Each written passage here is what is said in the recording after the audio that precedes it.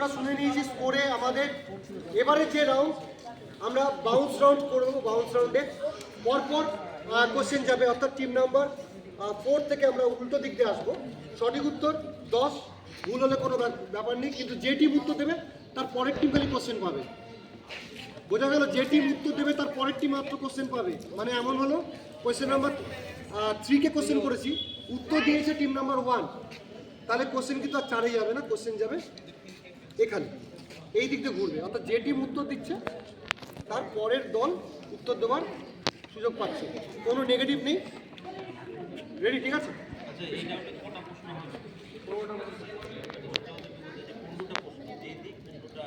ঠিক আছে, ready. Team number 4, last round আজকে প্রজাতন্ত্র দিবস উপলক্ষে। 10 সেকেন্ড। তোমাদের নেগেটিভ নেই। তোমাদের প্রশ্ন, ভারতের সংবিধান কবে কার্যকর হয়? না, সাল আর তারিখ। 10 সেকেন্ড সময়। না, 1947 নয়। হ্যাঁ, সঠিক উত্তর 1950-এর 26 জানুয়ারি +3 বাউন্সের কোশ্চেন তোমাদের জন্য। ভারতের কোথায় প্রজাতন্ত্র দিবসের পতাকা উত্তোলন করা হয়? দিল্লির লাল কেল্লা। সঠিক উত্তর দিল্লির লাল কেল্লা। টিম নাম্বার 1 তোমাদের প্রশ্ন। রেডি? প্রথম প্রজাতন্ত্র দিবস কোথায় আয়োজিত হয়েছিল? প্রথম প্রজাতন্ত্র দিবস কোথায় আয়োজিত হয়েছিল? কোথায় সেই জায়গাটা? নতুন দিল্লি। সঠিক উত্তর ইরউইন স্টেডিয়াম, নতুন দিল্লি। তোমাদের জন্য প্রশ্ন, সংবিধান সভার স্থায়ী অধ্যক্ষ হিসেবে কে ছিলেন?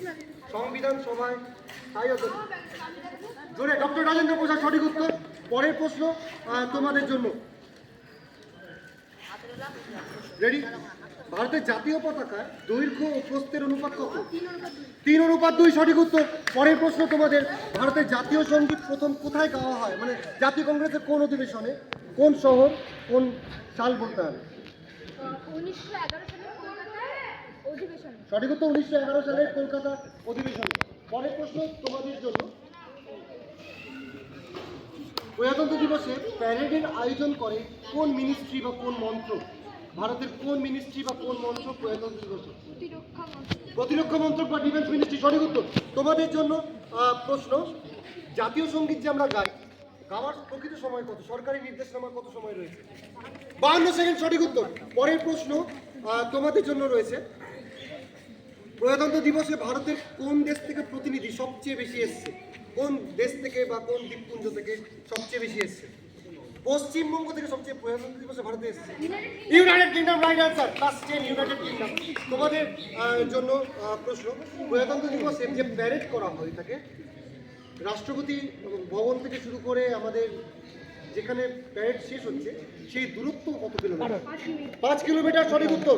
পরের প্রশ্ন তোমাদের জন্য, 1950 সালে প্রথম প্যারেডকে সম্মান জানাবার জন্য ভারত সরকার কি প্রকাশ করেছিল? 1950 সালে প্রথম প্যারেডকে সম্মান করার জন্য ভারত সরকার কিসের প্রকাশ করেছিল? ওই বলা যাবে না। তোমাদের টাইম আপ। তোমাদের ডাক টিকিট আর স্ট্যাম্প। ডাক টিকিট বা স্ট্যাম্প। সঠিক উত্তর। পরের প্রশ্ন তোমাদের জন্য, ভারতের বিমান বাহিনী দল প্রত্যেক বছর প্রজাতন্ত্র দিবসে যে পারফরমেন্স করে, অর্থাৎ আকাশে যে উড়ে যায়, বিভিন্ন রঙের খেলা দেখায়, সেই পারফরমেন্সের পোশাকি নাম কি? ভারতের বিমান বাহিনীর যে দল প্রজাতন্ত্র দিবসে যে পারফরমেন্স করে, উড়ে যাচ্ছে বিভিন্ন রকম রং, বিভিন্ন জাতীয় পতাকা নিয়ে অনেক কিছু করছে, সেই তার নাম কি? পোশাকি নাম কি?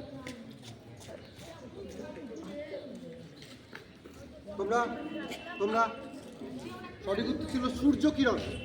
সূর্য কিরণ ছিল। আর 5টি প্রশ্ন রয়েছে। পরের প্রশ্ন, না ওদের কোশ্চেনটা আটকে আছে।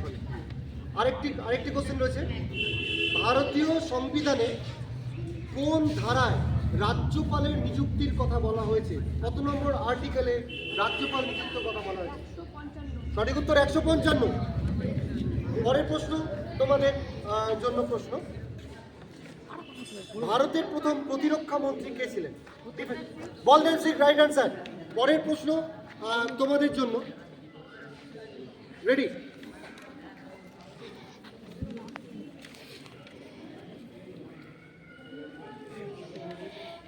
আমরা আর্টিকেলের কথা জানলাম, তাহলে ভারতীয় সংবিধানে মোট কতগুলো শিডিউল বা তফসিল রয়েছে? ভারতীয় সংবিধানে কতগুলো শিডিউল বা তফসিল রয়েছে? 25টি নয়, 32টি নয়, 12টি রাইট অ্যান্সার, 12টি রাইট অ্যান্সার। আর 3টি কোশ্চেন রয়েছে।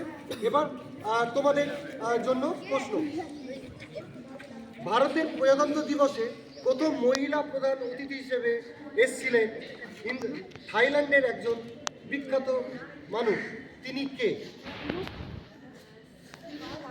সঠিক উত্তর ইয়াংলুক সিনাওয়াত্রা, সঠিক উত্তর। আর 2টি কোশ্চেন রয়েছে তোমাদের জন্য। 2024 সালে ভারতের কততম প্রজাতন্ত্র দিবস উদযাপন হচ্ছে? 76তম নয়, 75তম রাইট অ্যান্সার, 75তম রাইট অ্যান্সার। লাস্ট কোশ্চেন এবারের জন্য প্রশ্ন, প্রজাতন্ত্র দিবসের ঠিক অনুষ্ঠানের পর তোমরা উত্তর দিয়েছো, ওখানে লাস্ট কোশ্চেন যাবে। লাস্ট কোশ্চেন আছে কুইজে। কিছুক্ষণ আগে স্যার তোদেরকে বললো। ভারত সরকার 3টি পুরস্কার প্রদান করে, সেই 3টি পুরস্কার কি কি? পদ্মভূষণ, পদ্মবিভূষণ ও পদ্মশ্রী। সঠিক উত্তর পদ্মভূষণ, পদ্মবিভূষণ ও পদ্মশ্রী পুরস্কার। জোরে একবার হাততালি আমাদের আজকে যারা আমাদের সহায়তা করলেন। সঞ্জু স্যার রয়েছে, বিশ্বজিৎ স্যার, রত্না ম্যাডাম রয়েছেন, এবং তোমাদের ওদের জন্য একবার জোরে একবার আমরা হাততালি দিই। কুইজে আমাদের যে আজকে কনফার্ম করবো সেটা আমরা করলাম মাত্র একদিনের প্রস্তুতি, একদিনেরও কম সময় কিন্তু তারা প্রস্তুতি নিয়ে কিন্তু শুধু রাতের সময়টুকু ওরা করেছে। ঠিক আছে, আমরা স্কোরটা একবার দেখি, স্কোরে আমরা